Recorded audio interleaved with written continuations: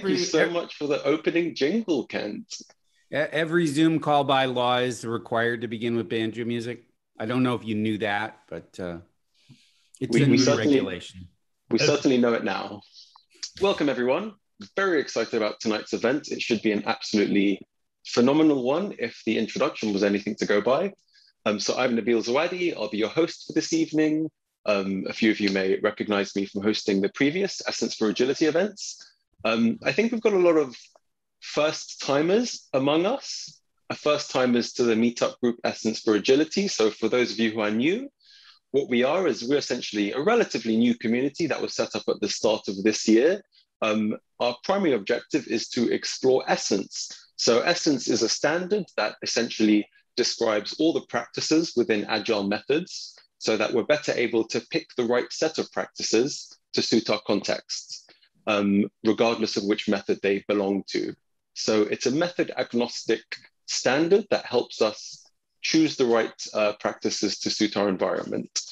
We also obviously aim to explore all things Agile. So this event tonight is not particular about Essence, rather we'll be discussing impediments to Agile adoption generally. So yeah, I'm sure you guys have read and can see who we have with us tonight, three very esteemed gentlemen. So tonight we have Scott Ambler, co-creator of Disciplined Agile, Ivar Jakobsen, creator of Use Cases, What Became RUP, and co-creator of UML and Essence. And finally, Kent Beck, creator of Extreme Programming, which spearheaded the whole Agile movement, and of course, the co-author of the Agile Manifesto. So we've got a pretty star-studded lineup. I'm personally really looking forward to it. So quick introductions from the guys, just to get a view from them about who they are in their own words. So maybe Ivar, you'd like to go first for a quick introduction? Yeah, I can say a few words. 20 years ago, the most popular method, I believe, was rational unified process. It was adopted by basically the industry. But then we got something much better, namely Agile, spearheaded by Kent Beck and XP. And I felt enough is enough. No more methods for me. I was fed up with the methods war, and I was fed up being a guru, traveling around the world, talking to executives and selling method for big money. And instead I wanted to do something different. And that became Essence. I will say a few words later about it, but that's basically where we are, where I am.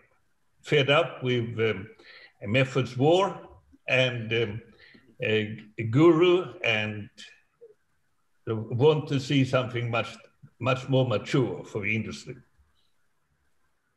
Amazing. And perhaps very briefly, Ivar, what is the impediment that you're planning to discuss with us today? I call it the Achilles heel of Agile method adoption. Awesome. At least a title. Very good title. Scott, how about a quick introduction from you? Yeah, I'm Scott Ambler. I'm the Vice President and Chief Methodologist for Disciplined Agile at the Project Management Institute. And been doing Agile for a long time and trying to help organizations improve and get better and all that good sort of stuff.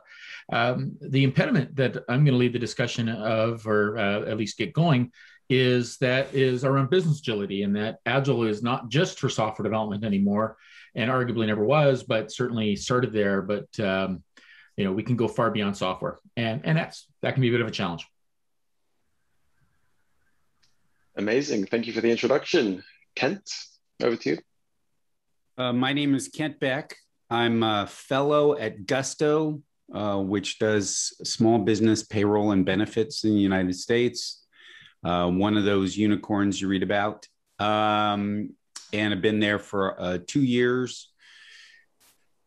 As you heard, I'm a musician, writer, artist, poker player, and I still love programming. The impediment I'm going to discuss is something that actually I discuss every week on Clubhouse. If you look for Incentives for Geeks, Thursdays at 7 p.m. Pacific time, you'll hear a conversation about incentives with my friend Keith Adams, former chief architect at Slack. Back to you, Nabil. Awesome. Thank you so much, guys. Okay, so now we have a quick idea about what we'll be speaking about. So we're going to discuss each impediment one by one. We're going to start with Ivar. He'll present his impediment. The guys will discuss the problem space. We'll also naturally discuss potential solutions to the impediment so that you, the audience, and us collectively have something tangible that we can take away to action to try to resolve said impediment. If you have any questions during that, feel free to use the chat system, and we'll do our best to bring in questions and comments to join the discussion. And then once we've concluded the solutions for the first impediment, we'll move on to the next one. So hopefully we'll spend about 45 minutes discussing them all, and then we'll have 5 or 10 minutes at the end for just a general questions and answer session. So with that said, I'm going to stop talking, and I'm going to hand over to Ivar and the rest of the guys to talk about their impediments. So Ivar, over to you to kick off. Okay, thank you. So Nabil, I provided you with a slide. So if you could show that. And can you see it now? Yes. So method creators focus on what I show here is what we call the infinity loop of agile method adoptions. Methodologies, they focus on the learning cycle, books, papers, videos, slides, websites, etc. And maybe with training and certification of it. But they don't do much when it comes to guide people in moving to the delivery cycle, to do the work. So there is a big gap between the delivery, when the learning cycle and the delivery cycle. And we have to bridge that gap. In the delivery cycle, in particular in the plan, do, and check activities, the users can get tool support, Jira, GitLab. But the gap between learning and delivery is still there, and it's significant. I call that gap the Achilles heel of method adoption. And we need to bridge that gap. That's all for me now.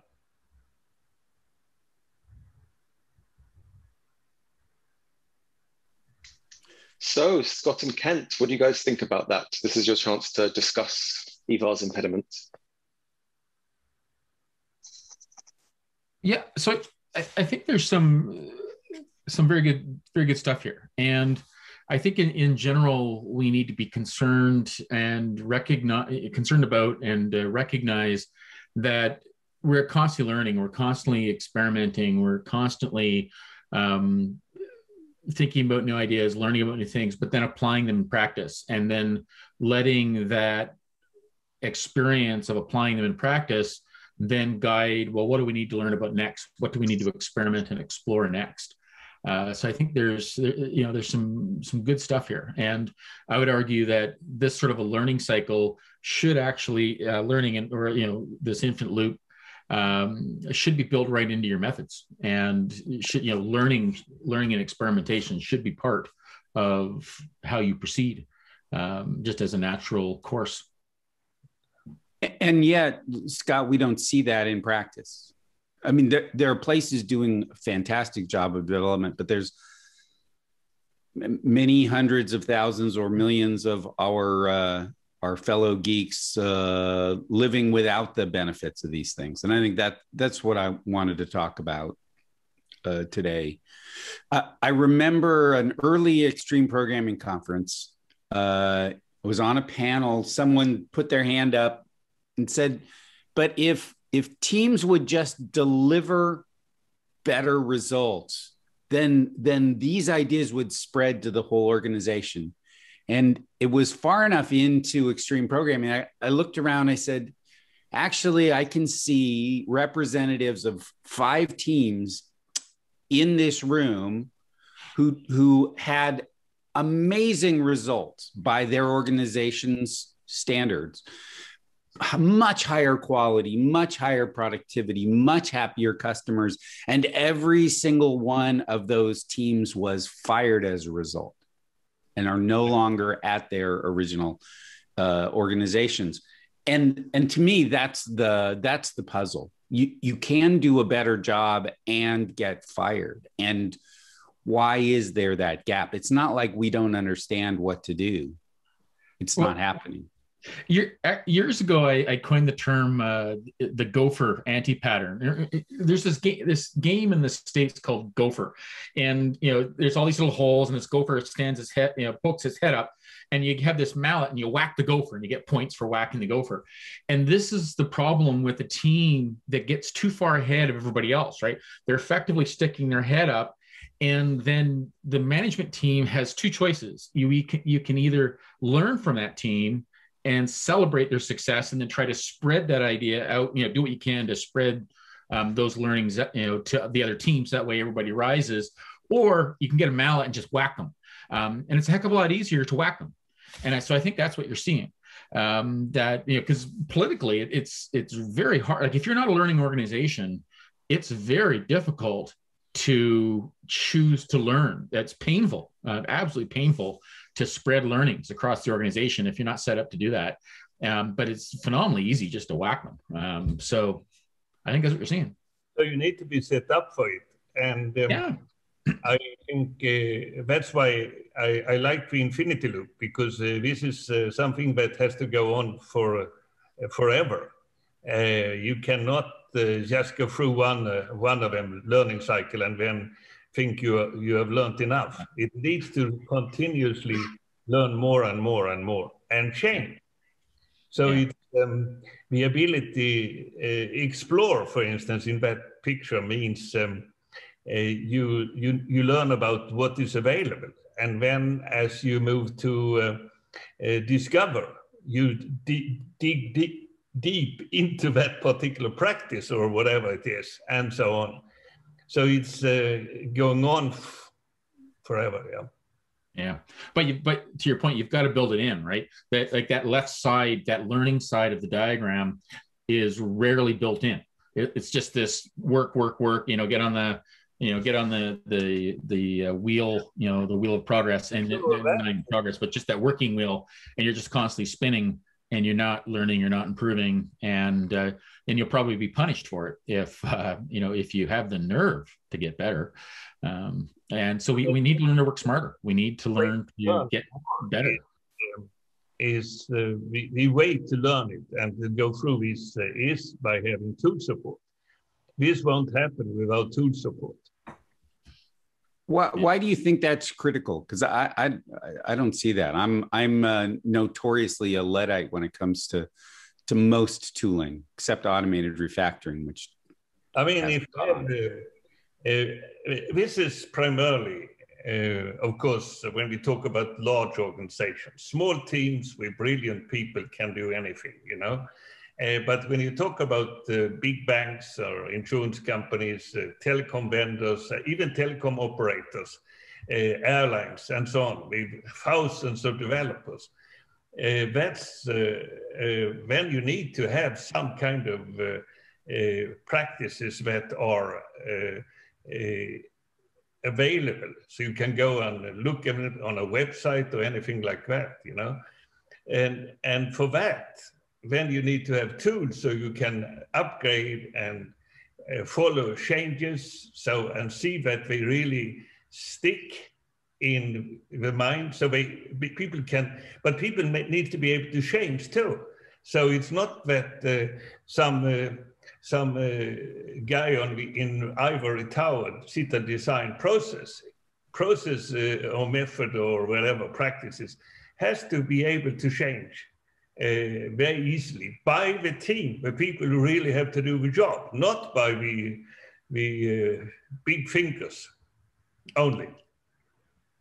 Yeah, well, I like to view it more as organizational support rather than just tooling support, right? Like we need to we need to enable and we need to allow this learning to occur, and we need to celebrate and we need to share, and certainly tools will be there. Like, here we are, we're using a video conferencing tool to get some ideas across, right? So there's always tooling there, but without the support, but a tool is a tool, right? Without the support, without this meetup group, without the willingness of people to be involved and speak, then nothing would happen with these tools. So it's really about the overall supporting environment, and how we set that up is critical.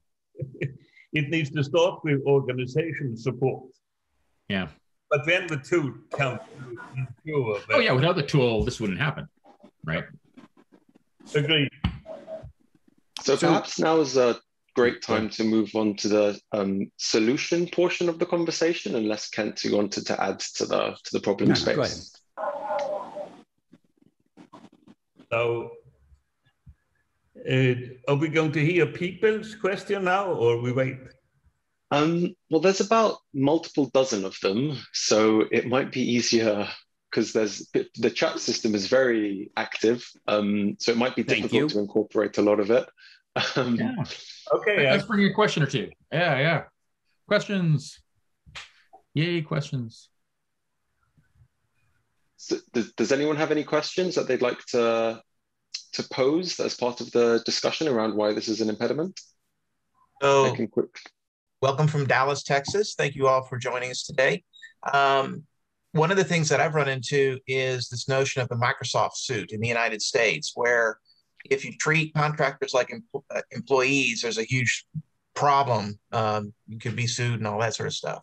And that has become an impediment, because if you have learning, like some sort of broad learning session, it tends to prevent contractors from joining into those sessions, even though they tend to do the majority of the work.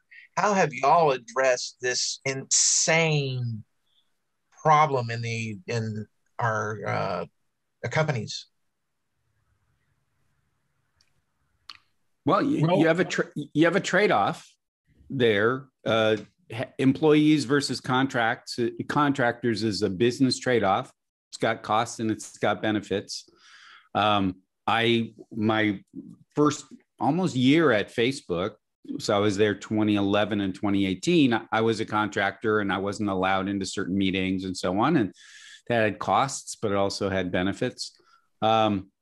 If you want to learn lessons and pass them along in your community, it's hard to quantify the benefit that brings, but my gut is that it's absolutely, I would bias towards employees and away from contractors, and that brings certain business risks with it.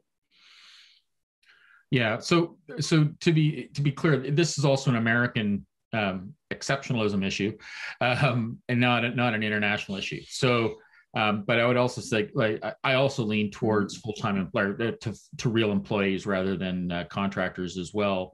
But it is a trade-off, and one of the trade-offs, particularly in the States, is that you can't treat contractors as well as you would like because of that Microsoft suit. I guess in the mid to late 90s. Hire more full-time employees would be part of the issue there. There's significantly very good benefits for doing that. I'll leave it at that. So Scott, I don't think this is an America only issue. I ran into it in Italy working with the Ferrari Formula One team. Other people are mentioning that it occurs other places as well. It's the difficulty in firing people, or the cost of firing people that companies don't want to incur that cost. But then you can't take care of that. Then you have people working for you who aren't doing the best job that they could, which kind of doesn't make sense. Yeah, you're right. the Microsoft suit issue is just the states, but yeah, you're right. There's other legislation in different countries around employment that originally tried to increase employment, but had the side effect of decreasing it because it made it hard. It made it phenomenally painful to let people go. Is the issue? Yeah, you're right. Awesome. Thank you so much for the questions and answers. In the interest of time, should we go on to the solution? So Ivar, I think you had an idea about how we can kick off solving this gap between learning and delivery. Can I ask a quick question before you go? Because I want to understand the infinity loop. So I think it's a quick question. Ivar, when you put the word learning there, who were you thinking about and what were you thinking about? So I understand the chart a little bit better. Were you thinking about what? No, when you put the chart together and you put the word learning there, yeah, who were you thinking about and what were you thinking about? This is about learning. An organization, a team, are supposed to develop software. And to do that, there are better or worse ways of doing it. So they need to learn what is available. In the cycle, there is one step where you get the whole picture. You get what is available to do, all kinds of practices, a practice ecosystem, and for instance, and then you decide to discover one or more practices. So it's learning for the team. Thank you.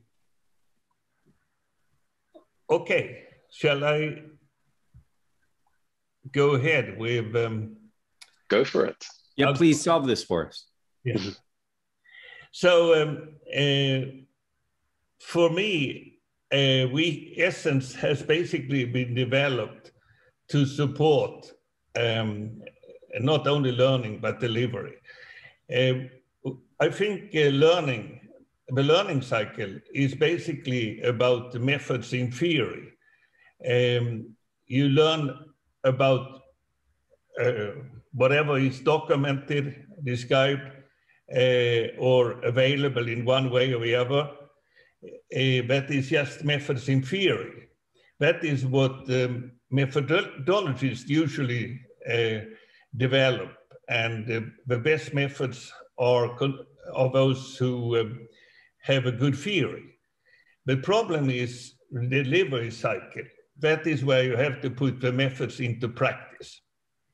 So what is then Essence? Yeah, many of you already know it already, but it is a common ground for basically all known methods. So it's the commonality. It's used to describe methods and practices. Essence is a language and vocabulary to present practices. It's also standard. Essence, with its use cases, can be compared with an engine of a car. The normal user of a car doesn't need to think about how the engine works in detail. She or he just needs to know how to drive a car with a steering wheel, brakes, etc. Likewise, a developer using a method designed using Essence as a platform doesn't need to know how Essence works internally. One of the unique properties of Essence is that it's actionable. Essence assumes that endeavors move from a beginning state to an end state, and in between work through many intermediate states. As an example, a software system may be seen as moving through the states architecture selected, demonstrable, usable, ready, and operational. With every state, there is a list of checks to be achieved. An essentialized method is described by using Essence as a platform on top of which the specifics of a method are described. How transitions from one state to another are achieved is usually method specific and not part of Essence. It's part of that thing you put on top of Essence. The essentialized method will provide proposed guidelines for achieving these state transitions. With proper tools, we can give guidance to the people having to do the job as they work. They don't need to go back to the study material to find out what they should do. And of course, they don't need to obey the guidance blindly. The guidance may just be inspirational. With such guidance, it will be easier for the user to perform the practice. The user can focus more on creative elements on the practice or on a better way of working to improve the guidance.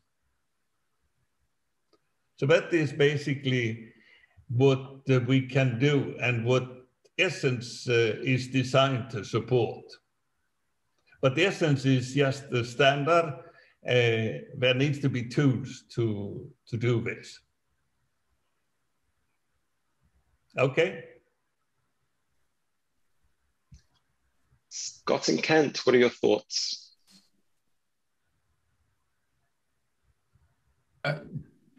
Yes, sure. Kent, any thoughts? Yeah, in the development organizations that I talk with, the states are not anywhere so near clearly defined, Ivar, as you sketched them. Everybody's innovating, operating, and scaling at the same time. But there's still the opportunity to discover better ways of working, even though you have to manage projects in all three of those. I'll call them states at the same time. So the states, one important thing is that each state has a checklist. The checklists are not as we traditionally have done it for 50 years, namely check if you have done a particular activity or you have written a particular document. It's check that states and checklists that measure real outcome, that is independent of which practice you use. Mm-hmm. So you can so totally agnostic to which method or practice you use. Yeah, it's more of a real-time state machine. Think of it that way. Yeah. So that's why you can actually measure where you are in a project. You can ask a team. If a team has understood the essence, which is not a big deal, we have done this in workshops with 100 people, where people get some documentation. We have never seen anything before. We get some documentation. We spend a little time and come up with which state they are in. And that is independent of any method they are using.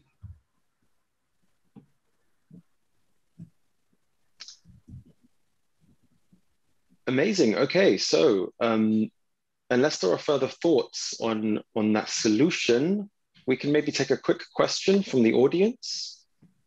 If I know there's tons of questions, but if someone would like to unmute and ask it, that's perfectly fine. I can see there's a hand up for Stefan, so feel free, sir. Yes, hello. Do you hear me well? Yeah. Yeah. Thank you very much. Thank you to the whole Essence team. It's a beautiful meeting. I'm very impressed with the quality of the people presenting and attending and questioning. The chat is quite busy. I mean, I've been spending half an hour reading. Just wanted, gentlemen, to ask you, I'm a faculty, by the way, in business administration. My doctorate is in business admin. I've been a hacker since 1985. That's as much as I do with IT. I've never had a single hour of training. It's a pretty sad thing. However, I've looked, and my teaching, by the way, is in project management. And of course, I had a class, 2011, where I had to teach Agile PM, which had to, rely on all sorts of research on Agile methods in software engineering. My question to you three, the solution we speak about today, or we seek, hopefully, about leveraging Essence as a way of levers to get agile methods better implemented. I don't think there's an impediment in itself. I mean, so much enthusiasm has been poured into agile methods and adoption. The problem has been most likely the quality of learning, as Ivar pointed in his diagram. So the quality of learning, in my personal view, from the people I've had in my classroom, who are professionals, of course, they've been exposed to agile methods, they've practiced many of them. And the question that comes to mind is, what is it when we learn that we need to change in our mindsets as exercising professionals? There's a number of things I've noticed, and if you don't mind a short list. The first thing we need to change is, I would say, the meta model that we rely on. The meta model of, for example, 20 years ago in RUP was a meta model that's fixed on a process orientation. We focused on tasks and how they organize together into processes, period. That's the meta model. That's SPEM, Software Process Engineering Meta Model. Next came, of course, about 10 years ago, Essence. The meta model is the kernels. So the kernels organize together, so they represent somehow, they mimic what we found in Scrum and other agile methods. They create piles of items, piles of objects. So it's either a pile of work or a pile of people or a pile of different events, pile of requirements that eventually, as Scott emphasized, create state machines. This is not something easy to learn for any particular professional designation, whether software management or others. And I think the learning we're talking about is the mindset of how we look at project management generically, not just software. And this mindset is grounded in your personal discipline. If you're a software engineer, business admin, or someone else, you have a mindset that kind of constrains your view of PM. And what we're discussing right now is technically what is the first core enabler, a core impediment. I would assume it's related to mindsets and how we assess PM methods. So first, addressing or challenging people as to their meta model might be the first starting point in the learning process. Sounds like you've answered your own question. Please. No, I'm not sure. That's the question. Do they agree or not? And what is better? What can be done? Please. Well, certainly helping people change their mindset and their overall mental model about the way they approach work and the way they approach learning and improvement is absolutely critical. Easier said than done, but certainly it's part of the overall game plan, or should be. So I'm a big fan of storytelling. The change doesn't come from an abstract descriptions. People get both ideas for what to do and the energy and courage to do it when they hear a story that they can put themselves in as the hero. And so that's what I go around looking for, is opportunities to hear those stories and opportunities to tell them where there's some leverage to it. It doesn't happen all at once. People aren't machines and you can't fix them. So that's my approach to it.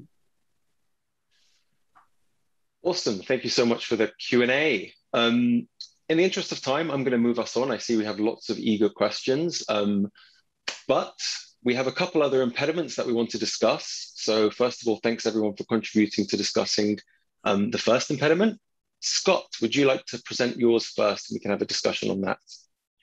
Yeah, definitely. So the impediment or challenge that I want to talk about was around bringing Agile out of the software sphere.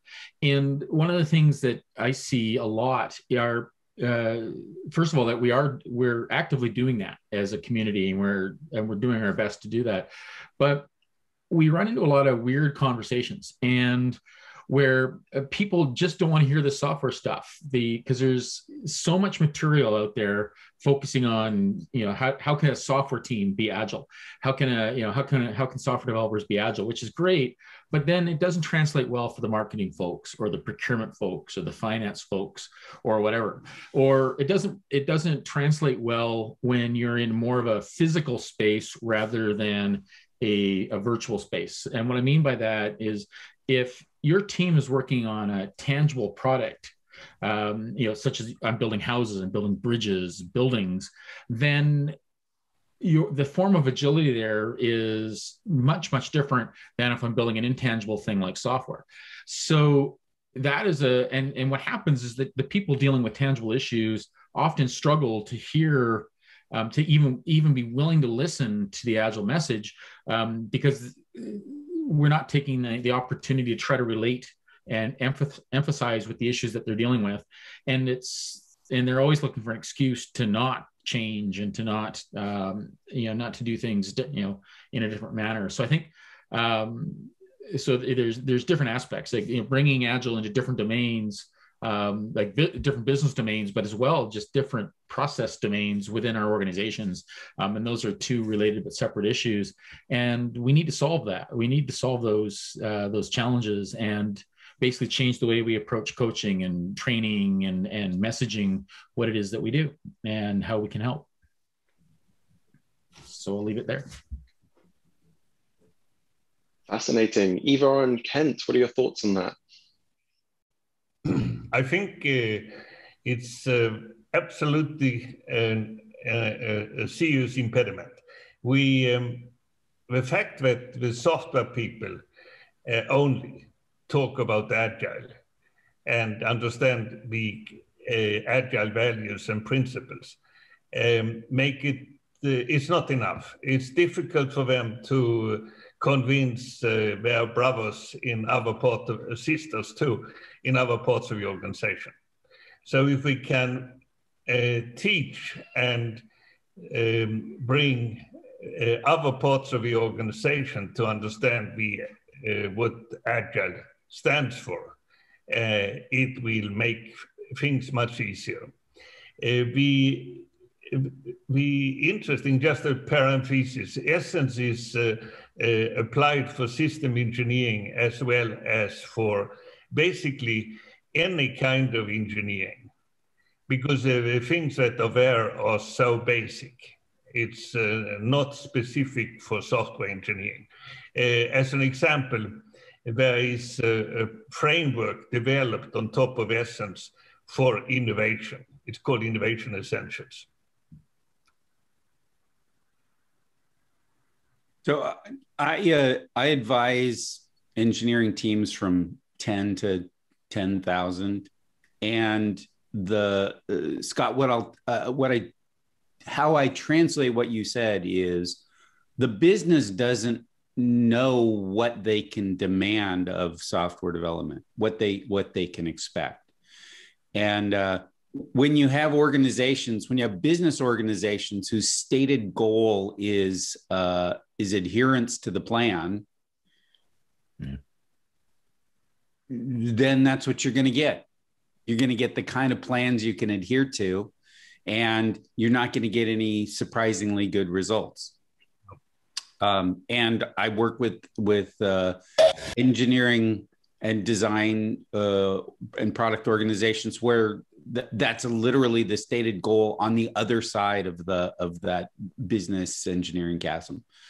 So until there's a more aspirational goal for the business than adherence to the plan, then agility is just a slightly better way to execute. And you're not going to get any better results than that. Yeah, I'm not so sure it's adherence to the plan, although I'm sure some organizations, well, I know some organizations definitely struggle with that as a concept, but it's also, how can the business expect more of other aspects of the business, right? Like, so say there was no software involved at all. You could still be this business unit could still be work and collaborate agilely with this business unit and so on, right? So I think there's this is a chance. Like certainly the old mindset of we're going to do annual planning and annual budgeting, annual this and annual that, has definitely not helped recently. But without a doubt, so helping them move away from that is great. But and I think, and the challenge is how do we put it in terms that the people who believe in the annual planning and annual budgeting will actually listen to, right? And it can't be software terms usually, because, and even though, yes, software is eating the world and most organizations are really software organizations, a lot of people don't accept that. And, the banks of the world still think they're banks, not software companies. So, and that's the easy, in my mind, convincing a bank that it's really a software company is a heck of a lot easier conversation than convincing a bridge building company that they're pretty much really still a software company, even though they're dealing with a lot of atoms and not a lot of bits. Whereas banks just deal with bits for the most part. So, yeah, so I think it's just this, we need to change the dialogue because we've had 20 years of the software dialogue and it's gone so far, which is great. But I think we've put some impediments in place that are hurting the conversation now. Even software businesses. I mean, I live in San Francisco and I'm surrounded by startups, everything from 2 people in a coffee shop to some of the giants. They are still not acting like software companies. They're not taking advantage of the opportunities that software offers.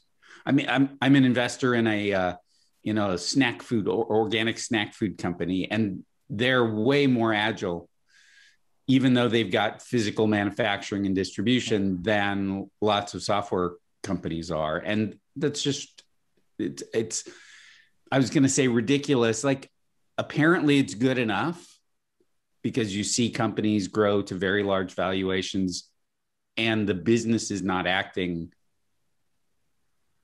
nearly as agile as they could. So apparently it's good enough, but it seems to me it could be a lot better. Yeah. Fascinating thoughts. If anyone would like to, any of you three would like to continue the problem space, then we can go on to how we can go about tackling this impediment, which hopefully Scott has a couple ideas that can kick us off with. Yeah, I can start with a potential solution. So most of it is to be aware. I think the awareness issue is probably critical, and to help people to be aware that when we talk about software and continuous integration and all the cool software stuff, that's really cute for us and very interesting for us. But most business people hearing are want, and whereas if we were more empathetic to where they're coming from and what their priorities are, and help ease them into they might never get to the techie stuff, but certainly we could ease them into at least listening to, there's different ways to work and collaborate and greater flexibility and moving away from this annual this and annual that stuff, or even the quarterly this and quarterly that stuff. I think it's just this: can we learn to be more respectful and more present in the environment that we're actually in, collaborating and communicating with these people who don't have a technical background and never really will, and that's okay. That's why not? That's good for them. So be aware, be empathetic. Ivar and Kent, what do you think about that?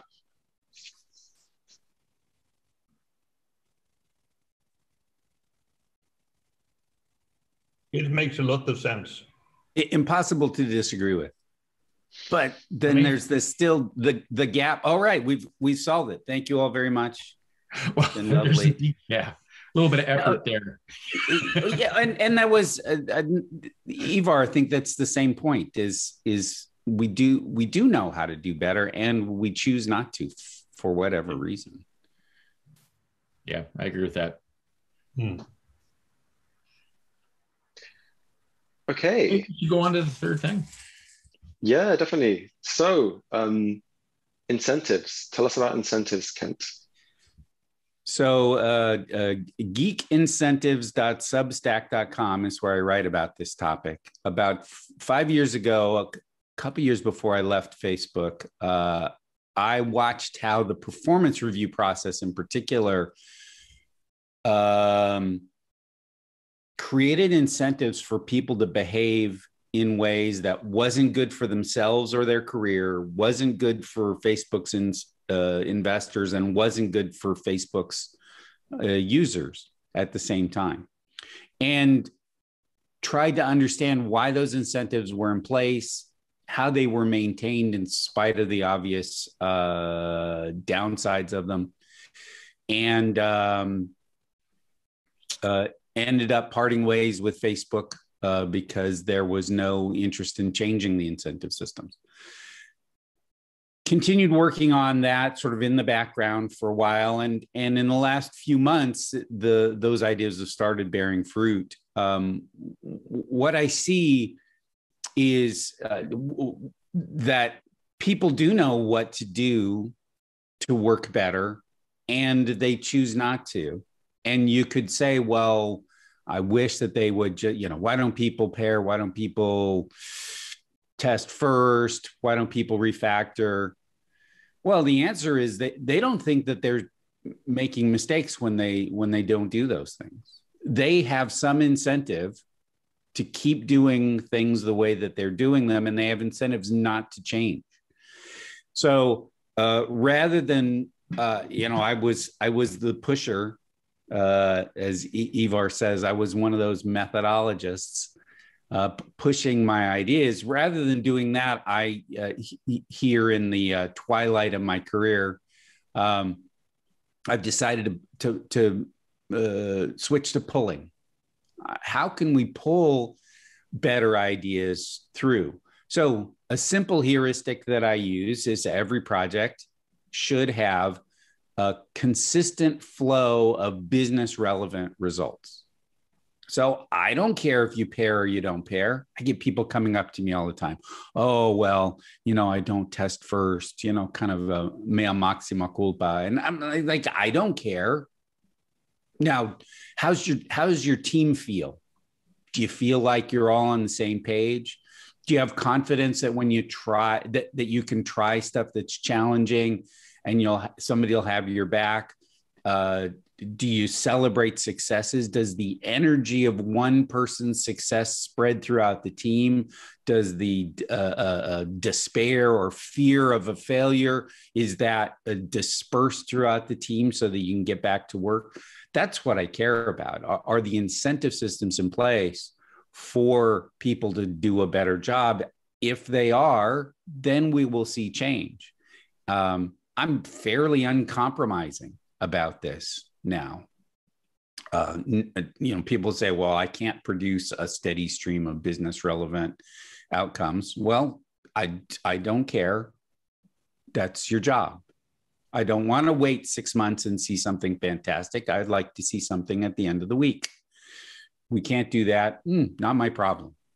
That's your problem to figure out how to do that. And sometimes that works and sometimes it doesn't work. But I think looking at the incentive systems that are created by tools, Jira creates an incentive system for certain kinds of behavior. Slack creates an incentive system for certain kinds of behavior. Email does the same. If we can't look at those things for the influence they have on people's behavior, then we'll never understand how to chart a path that's, or even set a direction that will create improvement. End of rant. Yeah, I agree with that. I think there's certainly understanding people's motivations and how we are affecting those motivations will lead to the behavior. And the challenge, though, is it's hard to predict. And I think that, like, experienced people, so for an experienced person, you can sort of predict what'll happen, percentage wise and stuff like that. Although you never quite know until you see things play out.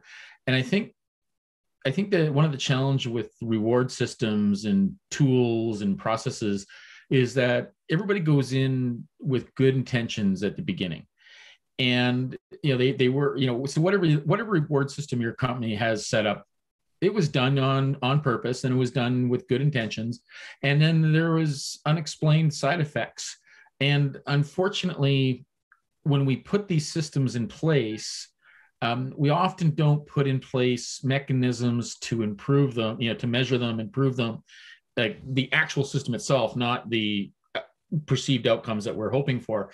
And I think it's that lack of an improvement, like that lack of measurement and lack of purposeful improvement, and even just timing them out. I'm a firm believer. You want to put a procedure in place. Okay, great. What's the date that we must review it, and what's the date that we must take it out and shoot it if we haven't reviewed it? And that's and man, people will get ticked off when what do you mean? What do you mean this isn't going to last? If it's not carved in stone and not going to last forever. So I think there's that, but I think people honestly go in with good intentions, and then stuff happens, but then we don't act on the stuff.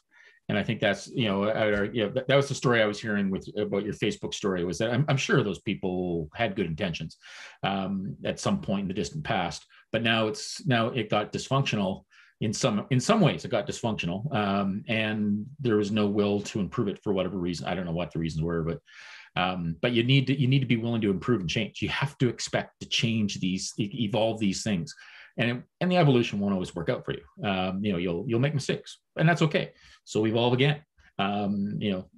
Keep on evolving and just get better. Do your best to get better constantly. Okay.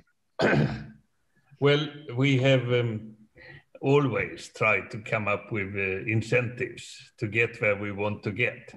The problem is that we don't always know where we want to get. And we also don't know if we can create the wrong incentives by supporting some particular way of acting. But I mean, I welcome your work, Kent. I'm sure something great will come out of it.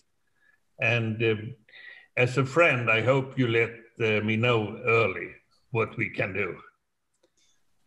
Well, it's early days for this, but certainly as I look at something like pair programming as an incentive system instead of a practice, I can say what sort of behavior is incentivized here and what sort of behavior is not. Yeah, so that's interesting, because in DA we talk about the trade-offs associated with a given practice or strategy.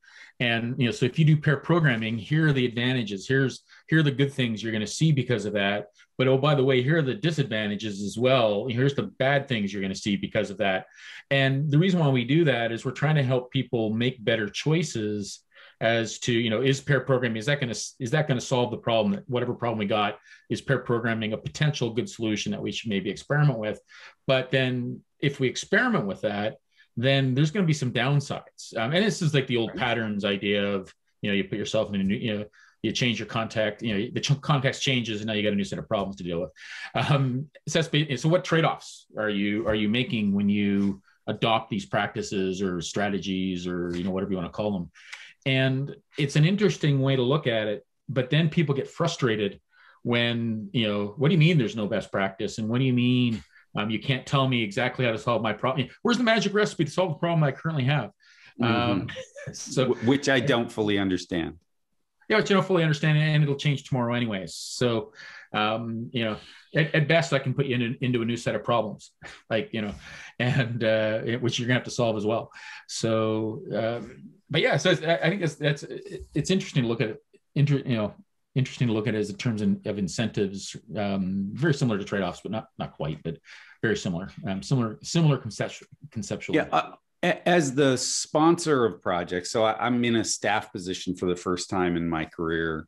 As a sponsor of projects, even that simple heuristic of I've got to see results that I can take to the board every month that creates an incentive for the team to behave in a very different way than they are used to behaving.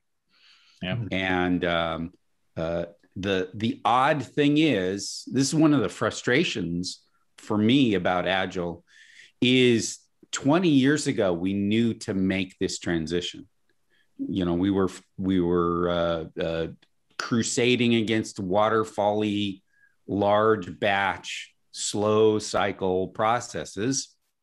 And we introduced these ideas. We demonstrated that it was possible to deliver a continuous stream of business results in unexpected directions. And the Silicon Valley consensus, anyway, the companies that I talk to around here, it just accepts that no, we got to have, you know, the loops are going to take a while, and anywhere from our build system takes an hour, our deploy system takes 4 hours, we have quarterly planning, we have annual budgeting, and what are you going to do? And fix it. Yeah. Well, yeah. So I would argue that 20 years ago you had a specific problem, you know, waterfall, got to solve the big batch problem, and you solved a lot of it. Like, but now you're in a different. You move the needle forward, but now you're in a different problem space, and unless so now we've got a different set of problems that are sort of similar but different. Now we need to apply different techniques and different strategies in different ways because we're in a new situation.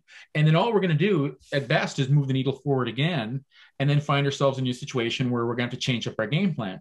And this is the challenge for a lot of organizations is they've got to understand that they need to become a learning organization where they're constantly trying to improve and get better because their situation is constantly evolving. So therefore, their approach needs to reflect the fact that things have changed yet again.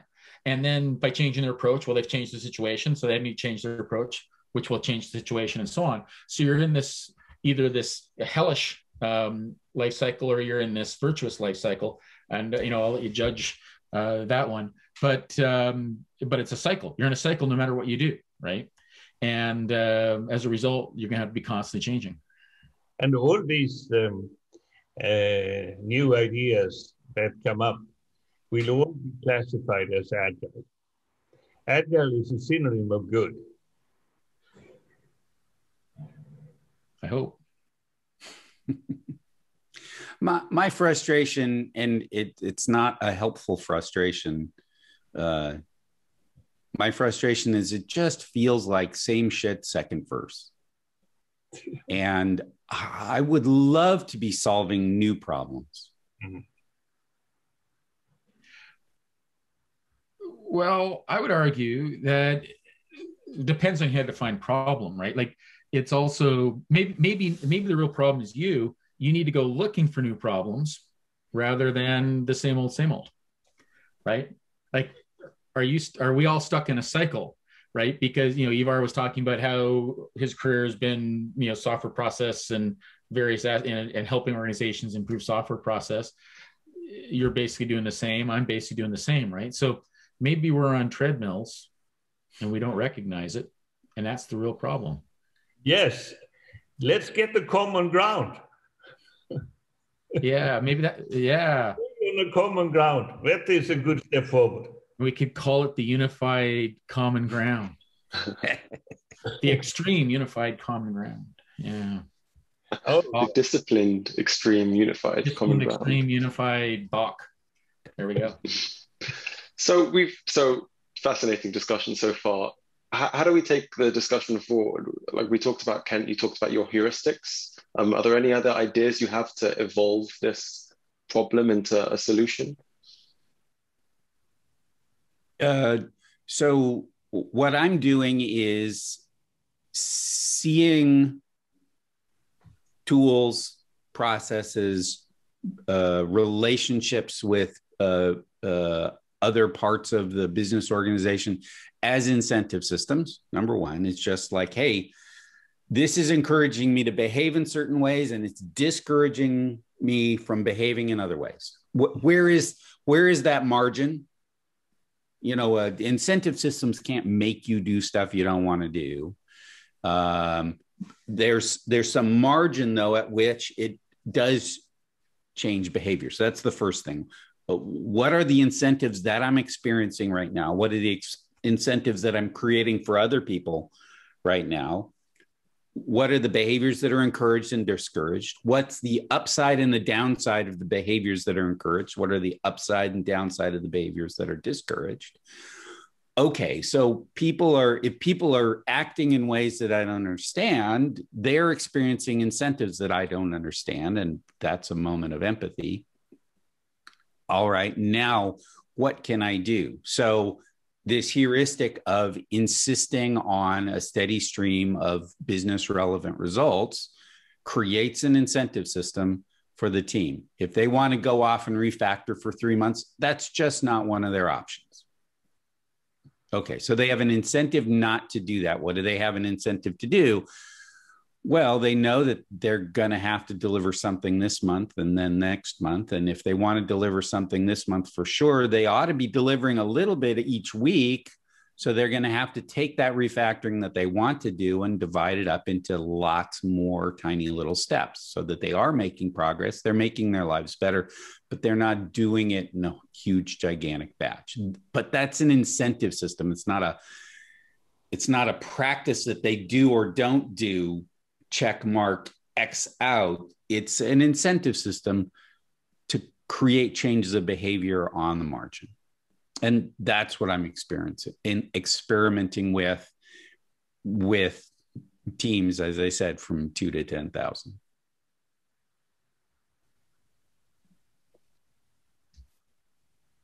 Any other thoughts on that solution or any other ideas you guys want to throw into the mix? Yeah, so I think so if we incentivize people to act in a certain way or to achieve a certain outcome, then we still have this issue of, well, how do we help them change their behavior? So, if you're asking them to deliver business value on a regular basis and, in a regular stream, well, then what do we need to do to then help them do that? Because I would rather do more than just like throw them to the wolves, right? I would say, well, okay, maybe we should try, let's try working in this way. Let's try working in that way, because, abandoning this current behavior and adopting this new behavior more than likely will move you forward towards being able to consistently deliver business value, for example. So the issue becomes, how do we help, how do they learn these things? Or how do they know what to go figure out? Because they're not process experts. They're not, there might not be, we could be asking them to do something completely foreign to them. So Scott, here's where my approach differs from yours. As the father of 5 grown children, I have had to go through exactly this process where a person was completely dependent upon me and now they're completely independent. And I'm quite comfortable with saying, if I was asking him to do something that was impossible, this, hey, I'm going to set you a stretch goal that I don't think you can actually achieve, and if you get it, I'll say, well, okay, and if you don't do it, then I'll wag my finger in your face. That's one thing, and that's not what I'm trying to do. I'm saying, for my needs, I need to see business relevant results in a steady stream. You don't have to tell me what the results are or how much you can achieve or what the slope of that line is. I don't care about that. I just need check-ins once a month, which means you're probably going to have to check in with me most every week. And if they say, well, how do we achieve that? I am perfectly comfortable saying, you can figure it out. Because, Essence has put the practices out there in very clear descriptions. I don't need to describe test-driven development one more time for that to be the difference. Information is out there, right? You need to point them at Essence, and you might want to say, oh, by the way, maybe look into TDD, and here's Essence. Go play with Essence, right? So, but it's that sort of thing, because a lot of people won't know to even go look. They won't even know the words. Like this is, Like, how do you know, how would you find test-driven development if it's a completely new and foreign concept? But at this point, the generation of programmers that I'm working with, they know all this stuff. Either they're doing it or they know about it and they're not doing it because they think something else is more important. Simple stuff like calendar management. Oh, I can't get anything done because I got a Swiss cheese calendar and I never have more than a half an hour free. Like, okay, don't do that. Mm-hmm. But why is this any more complicated than that? They know the problem. They know the solution. They're choosing not to do it. Well, they don't have the incentive to actually make progress on a regular basis. I offer them that incentive, defragging their calendars. Well, if somebody's going to yell and scream at them about them canceling some meeting or moving it towards the end of the day, they can come to me and I will backstop the hell out of them. But it's not like any of what we're talking about is unknown at this point. I mean, we have been flapping our gums about this for 20 years. The information is out. And this is my perspective. Yeah. Oh, yeah. The information's out there, whether or not they go look for it. Yeah. So for the calendar thing, they might never have even considered like this basic technique of, well, book off a 4-hour working period every day for yourself, or like, and that's news to some people. I was literally in a meeting a couple of weeks ago where that was news to somebody, right? And, oh my God, that's such a great technique. I'm going to go do that now. It's like, oh, like, so it's like, how do we help them? So I think there is this, just because it's out there doesn't mean people know it, right? Like, or even thought to go look for it, and or know how to search for it. Well, do they know to go search? Do they know the search terms? Are they going to read what can they sift through all the garbage to find the one thing that they need? It's the same old thing. So it's it's easy to say from an experienced guy point of view. From a not so experienced person point of view, it's harder. It's harder to find these things, I think. Okay. And speaking as a father of 5, if you tell them what to do to fix it, that's the last thing in the world they're going to do. Oh yeah.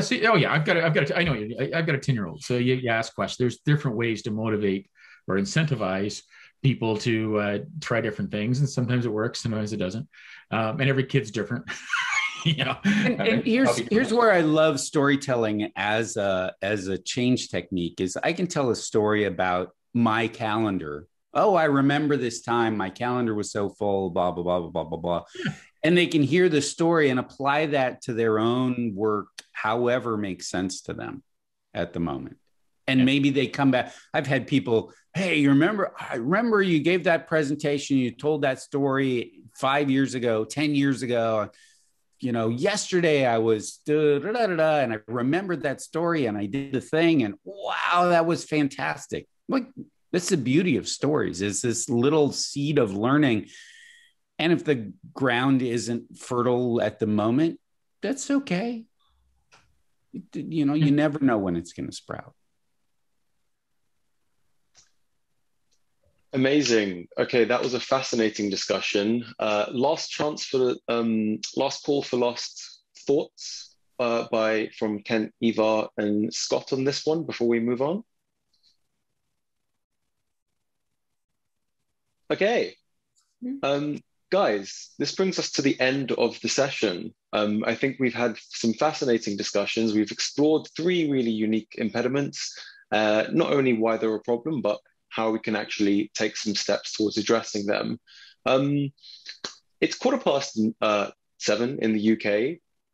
I'll just check with Kent, Scott, and Ivar if you guys have to dash off, or if you can stay behind for 5 more minutes to answer any questions from the audience. I'm sure there'll be about 5 million of them, but entirely up to you guys based on your schedule. Okay.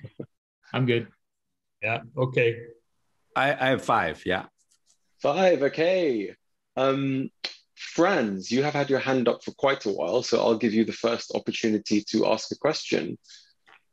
Thank you. I wanted to follow up on something Kent said early on about the 5 teams that got fired, even though they did really well. And I'm wondering if you could say a little bit about what the official justification was.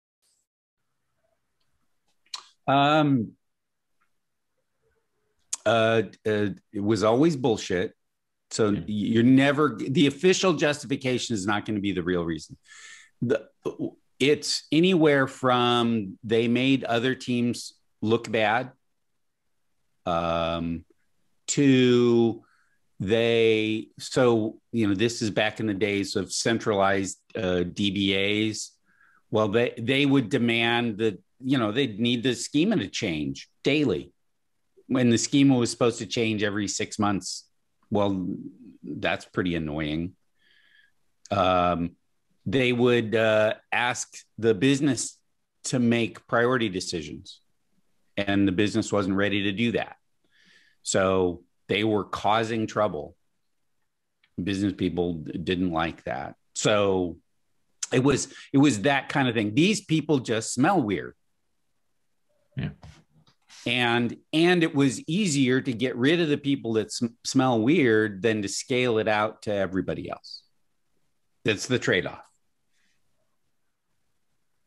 Yeah. I've been on teams like that. On one, it was just declared done. And it's like, it's not, and it wasn't a good done. It's like, you guys are done. Not a good what? done. Yeah. Is you're done. Yeah. It's like, no, we're not done, but we are kicking everybody's butts. And even in a numbers driven organization where our numbers were spectacularly better than everybody else's, we were just told, well, that's not true. And it's like, dude, I'm not the one doing the measurement. You are. Tell me why it's not true. Well, it's not true. This can't be true. Tell me where you're measuring wrong. Right. And it's like, okay, you're done. It's like, oh yeah, whatever. And to be transparent, Franz, some of the early extreme programming teams were really jackasses. So some of it was self-inflicted. Yeah. Awesome. Okay. Thank you so much for the Q&A. Michael, with the Simpsons background, would you like to unmute and ask your question? I can't hear you, Michael. You're unmuted, but nothing's coming through. Still nothing, good sir. We'll come back to you in one moment. We can go on to Artur, if you'd like to unmute and ask your question. Hi, good evening from Warsaw. I was following with a lot of interest that conversation, and I wanted to ask whether you see as an impediment something that I see very seriously, which is a lot of what I would call tribality and religiousness that we have in the agile universe, with different philosophies and different methods, and everyone arguing that's the best one and the others are not really agile. Forget safe, this is not agile at all. Such a heavy approach that we may have to forget this is not agile. And then when the business sees all that, they're absolutely not convinced, because we cannot agree on something essential. And I see the word essence here as an important one. We're so much ridden by infighting and internal conflict and trying to prove that one group is better than the other. And all the project managers should be placed in a museum. That's the best place. So don't you think that this kind of a very not aggressive, but rather a kind of religious approach is a very serious impediment for agility in a broader sense? I don't see that. I'd be much more afraid if there was an ISO agility standard that everyone was adhering to. I mean, then you're guaranteed that it's over and not useful. I think diversity is a sign of strength. Sure, we can adapt to a variety of approaches. Business people don't. The CEOs that I work with don't expect there to be one answer. No, nobody that has a lick of sense. I mean, it's not really about diversity. It's more about proving that one approach is better than the other, and telling them there is actually one and best approach, and all the others are not agile enough. Diversity, yes, of course, this is great, but it's more about trying to prove that one is better than the other, one is more agile than the other. That's just competition. What's the alternative? I think the issue is one of the marketing has gotten dysfunctional, and the rhetoric around it, like my Agile can beat up your Agile, or my Agile foo is stronger than your Agile foo. That nonsense is the thing, or you're not doing X, therefore you're not Agile. I think that's the issue, and I think it's in some of it's market incentives. When people earn their living teaching you their Agile foo, so they will have great religious fervor around their foo. And I think that's and that's frustrating. It's perhaps good for them, maybe it's not, I don't know, but it's not good for the target audience in some cases. Agree. Awesome, fascinating question. Hopefully time for one more. Michael, I can see you're back, you've relogged. Do you want to try to can you hear me now? Can you hear me now? Woohoo! That'll be a good question. And finally, my microphone works. I have only one question, and it might be a bit tough question, and it is actually a question to Kent, because I wonder, what would you, Kent, change about the Agile Manifesto if you met again all the other fathers of the Agile Manifesto at that snowboard show we saw again, when you consider your experience of so many people and companies trying to be Agile in the last 22 years so hard? I wouldn't have it all be middle-aged white guys. Okay. That is absolutely number one. 5/6 of the world's geek talent is not white, not male. And we have done a horrible job of engaging that vast majority of the geek talent in the world. And we can't afford that. The world has problems that geeks can help solve, but we need all geeks welcomed and able to contribute. So that's the structural mistake that we made back then. Okay, thanks. Amazing. Guys, I think we've elapsed our 5 minutes. That was a fascinating event. Thank you so much for the fascinating discussions on the impediments and the solutions, and thank you to the audience for the questions at the end. This is usually where we have a round of applause, so if anyone wants to unmute and clap for our panelists, please feel free to join me. Thank you, Nabil.